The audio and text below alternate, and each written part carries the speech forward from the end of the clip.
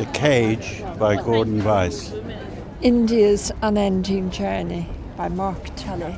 The Good Muslim, Tahmima and Anam. Well, I'm looking for something that will talk a little bit about present Britain. So I've picked up So You Think You Know About Britain.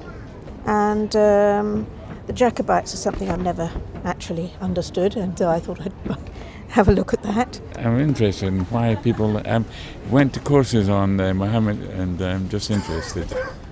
But I'm not religious.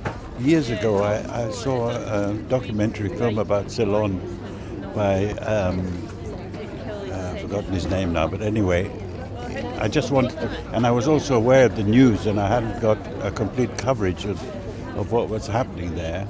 And he brought it together, the whole thing, he brought it into world context, which I thought was absolutely fascinating. Culture and Imperialism by Edward Said, talking about how we understand books through a post-imperialist lens, I suppose, and how it's very important to understand Western literature, particularly 19th century and I suppose early 20th century literature with people like Conrad, amongst others. I've always admired Mark Tully. I've heard him on BBC programmes, so I didn't know much about him, but there's quite an insight into his own personality and character in the book.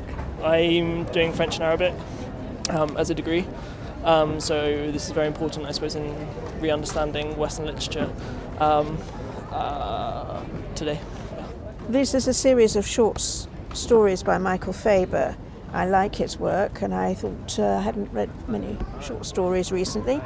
Craig Russell, I used to work at the main library in Perth, and he came up and did a talk there. He's from Fife, and I read the first Lennox book, Lennox, which is set in Glasgow in the 1950s, and I thought I would get another one of the Lennox thrillers, because the first one was great, and he was a great speaker.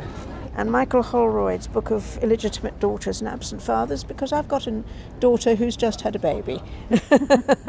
Lennox is Canadian, and he's a bit of a dodgy, mysterious character, and he's a detective, but he's more on the borderline between being a detective and a criminal. And it has to do with organised crime and all these Glaswegian characters. I'm going to sit down with a cup of coffee, look at them, and then decide maybe on 3 or 4.